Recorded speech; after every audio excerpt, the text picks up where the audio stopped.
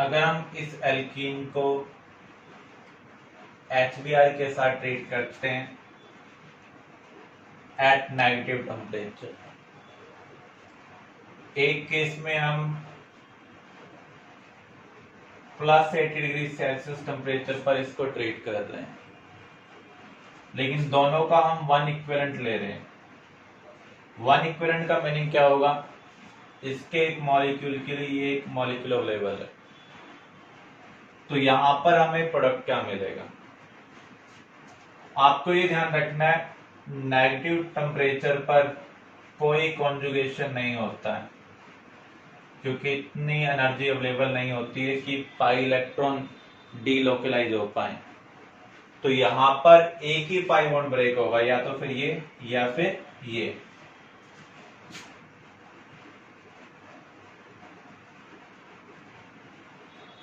Markovnikov के according हम addition कर देते हैं, तो आपको ये प्रोडक्ट मिल रहा है। इस केस को हम क्या कहेंगे? 1-2 एडिशन। लेकिन जब टेम्परेचर ज्यादा होगा तो उस केस में कॉन्जुगेशन की पॉसिबिलिटी होगी, तो यहां पर ये पाई बॉन्ड अपनी पोजीशन चेंज करेगा। इसका मीनिंग है इसमें कन्वर्ट हो सकता है, जिसने इलेक्ट्रॉन दिया उधर पॉजिटिव, जिधर इलेक्ट्रॉन शिफ्ट हुए वहां पर एक नया बॉन्ड बन जाएगा। अगर बॉन्ड से इलेक्ट्रॉन इधर मिल रहे हैं तो यहां पर क्या आ गया? नेगेटिव। तो यहां पर एडिंग मॉलिक्यूल का नेगेटिव पार्ट आएगा और यहां पर क्या आएगा? पॉजिटिव। तो हमें यहां पर प्रोडक्ट क्या मिल रहा है?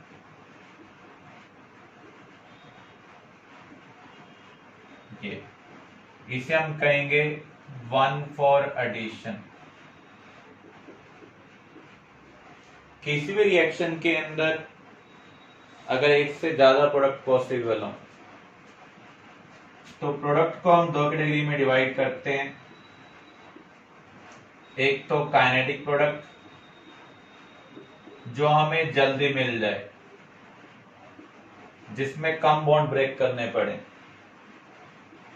और एक प्रोडक्ट होता है थर्मोडायनेमिक प्रोडक्ट, जिसमें बॉन्ड तो ज्यादा ब्रेक करने पड़ सकते हैं लेकिन प्रोडक्ट अल्टीमेटली ज्यादा स्टेबल हो। जैसे इस केस को हम कंसिडर करें, ये जो प्रोडक्ट है ये कौन सा प्रोडक्ट है? Kinetic product. और ये प्रोडक्ट क्या है? थर्मोडायनेमिक। अगर एल्कीन में पाई बॉन्ड बीच में होता है कहीं पर, तो एल्कीन ज्यादा स्टेबल होती है in comparison to terminal alkene. लेकिन इस प्रोडक्ट को ऑब्टेन करने के लिए इलेक्ट्रॉन का डीलोकलाइजेशन होगा, तो यहां पर ज्यादा बॉन्ड ब्रेक हो रहे हैं, लेकिन अल्टीमेटली ये प्रोडक्ट ज्यादा स्टेबल है। तो आप ये कह सकते हैं हाई टेम्परेचर पर थर्मोडायनेमिक प्रोडक्ट मेजर होता है, लो टेम्परेचर पर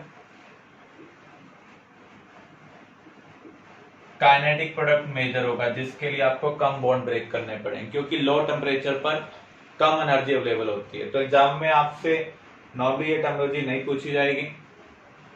तो यहां पर आपको कॉन्जुगेटेड एल्कीन दी हुई है, नेगेटिव टेम्परेचर का मीनिंग आपको 1-2 एडिशन करना है, पॉजिटिव टेम्परेचर का मीनिंग है हाई टेम्परेचर, यहां पर आपको 1-4 एडिशन करना है।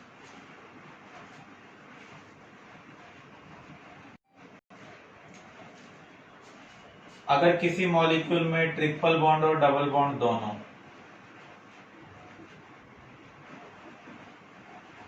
और इसको हम ट्रीट कर रहे हैं HBr1 इक्विवेलेंट के साथ, इसका मीनिंग ये सिर्फ एक जगह ऐड हो सकता है, या तो डबल बॉन्ड पर या फिर ट्रिपल बॉन्ड पर। आपको यहां पर ध्यान रखना है, डबल और ट्रिपल बॉन्ड में से डबल बॉन्ड की रिएक्टिविटी ज्यादा है।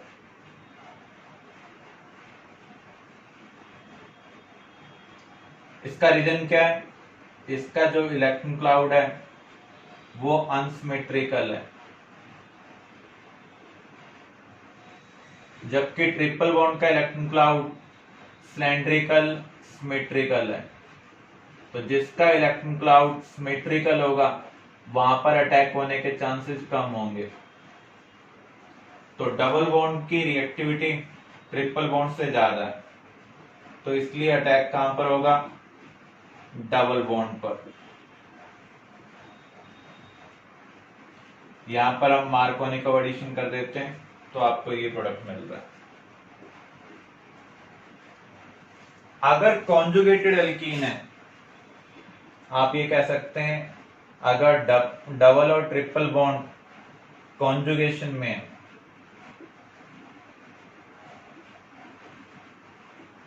तो उस केस में अटैक कहां पर होगा, ट्रिपल बॉन्ड पर।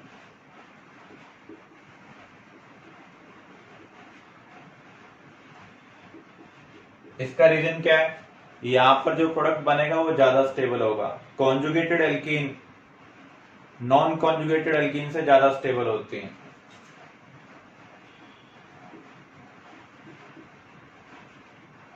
जैसे इस केस में हम देखें, अगर हम इसको HBr के साथ ट्रीट करते हैं तो ट्रिपल बॉन्ड पर HBr ऐड होगा, क्योंकि जो प्रोडक्ट बनेगा उसमें डबल बॉन्ड कॉन्जुगेटेड पोजीशन पर है। तो जो कॉन्जुगेटेड एल्कीन है वो ज्यादा स्टेबल है। तो आपको ये ध्यान रखना है, जब मॉलिक्यूल में डबल और ट्रिपल बॉन्ड हो तो एडिशन हमें डबल बॉन्ड पर करना है, क्योंकि डबल बॉन्ड की रिएक्टिविटी ज्यादा होती है। ट्रिपल बॉन्ड पर हम तभी करेंगे जब डबल और ट्रिपल बॉन्ड किस में हो, कॉन्जुगेशन में हो।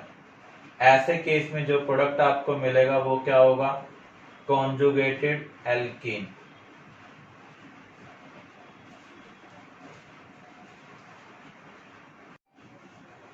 इन विच केस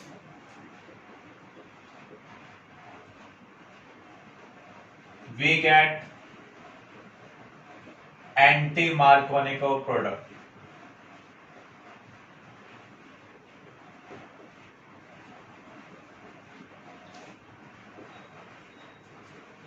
फर्स्ट केस आपको दिया हुआ है,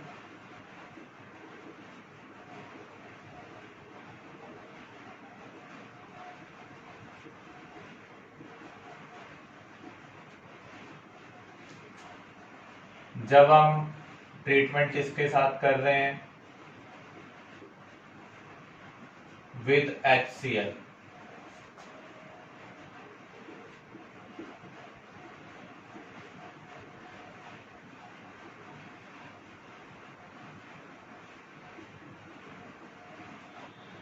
हमने पढ़ा था जब हम HBl पेरोक्साइड का यूज करते हैं तब हमें एंटी मार्कोनिकोव प्रोडक्ट मिलता है, अदर केस में हमें एंटी मार्कोनिकोव प्रोडक्ट नहीं मिलता।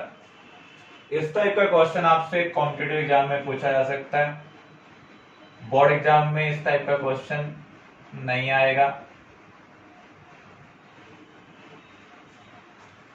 तो यहां पर हम कैसे डिसाइड करेंगे, जब आप एल्कीन को हैलोजन एसिड के साथ ट्रीट करते हैं तो इंटरमीडिएट क्या बनता है, कार्बोकेटायन।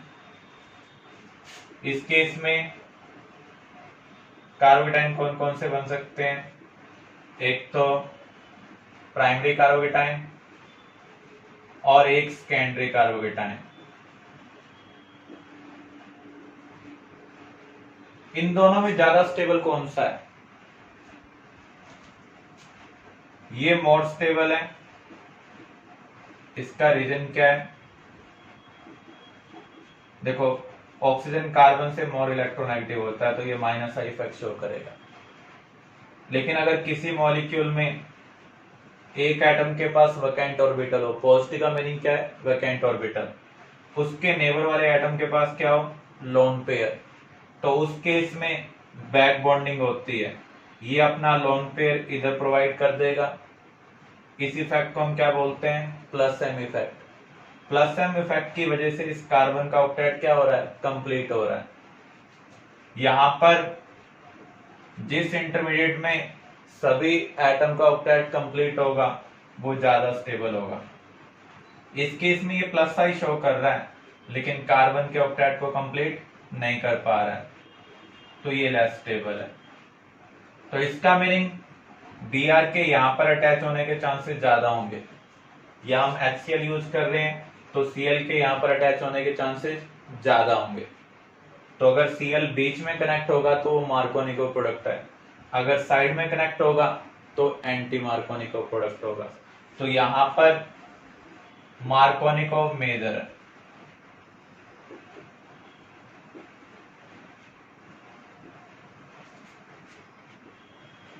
यहाँ पर प्रोपीन को हम HCl के साथ ट्रीट कर रहे हैं।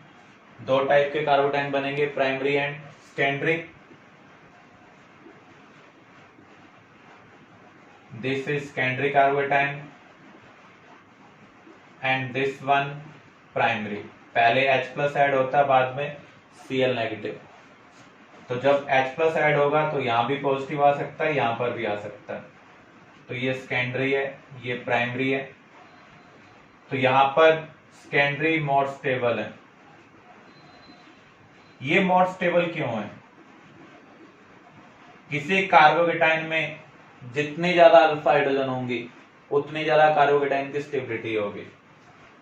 जो पॉजिटिव वाला कार्बन है उससे नेबर वाले कार्बन को हम क्या बोलते हैं? Alpha carbon. तो यहां पर 6 अल्फा हाइड्रोजन है। यहां पर हम देखें सिर्फ एक ही अल्फा कार्बन है। कितनी अल्फा हाइड्रोजन है? 2। तो इसका मीनिंग इस कार्बोकेटाइन के बनने की पॉसिबिलिटी ज्यादा होगी। तो इसके कोरस्पॉन्डिंग जो प्रोडक्ट हमें मिलेगा वो कौन सा होगा? मार्कोनिको। तो ये ऑप्शन भी आपका आंसर नहीं है। थर्ड केस में हम चेक करें।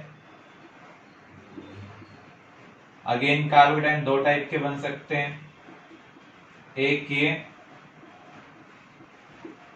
और दूसरा ये। या तो इस कार्बन के पास पॉजिटिव आएगा या फिर इसके पास आएगा, क्योंकि H+ इन दोनों में से एक के साथ अटैच होगा। जिसके साथ अटैच नहीं हो रहा है वहां पर पॉजिटिव है। NO2 group -I -M show करता है। CH2 ग्रुप +I शो करता है। माइनस वाले ग्रुप को हम क्या बोलते हैं? EWG। प्लस वाले ग्रुप को हम क्या बोलते हैं? ERG। जिसमें ERG ग्रुप होगा वो कार्बोकेटाइन के पॉजिटिव चार्ज को कम करेगा, कार्बोकेटाइन की स्टेबिलिटी को बढ़ाएगा। तो ये मोर स्टेबल है। तो आप देख सकते हैं यहाँ कार्बन के पास जो पॉजिटिव आ रहा है वो फार अवे आ रहा है, बीच में नहीं आ रहा है। इसका मीनिंग यहाँ पर हमें जो प्रोडक्ट मिलेगा वो कौन सा होगा? Anti Markovnikov. डायरेक्टली आप करना चाहें तो आप ये कह सकते हैं जिसमें EWG ग्रुप लगा हुआ है। EWG ग्रुप क्या होते हैं? जिनके पास कार्बन ऑक्सीजन डबल बॉन्ड हो, नाइट्रोजन ऑक्सीजन डबल बॉन्ड हो, या फिर CF3 CCl3 टाइप के ग्रुप हों। उस केस में जो एंटी मार्कोनिको कार्बोकेटाइन है वो ज्यादा स्टेबल होगा। तो यहां पर आपको एंटी मार्कोनिको प्रोडक्ट मिलेगा। ये सिमेट्रिकल एल्कीन है, सिमेट्रिकल में हम मार्कोनिको एंटी मार्कोनिको को अप्लाई नहीं करते हैं। अनसिमेट्रिकल में आपको चेक करना है। ये ERG ग्रुप है, ये ग्रुप भी क्या है? ERG, और ये ग्रुप क्या है? EWG।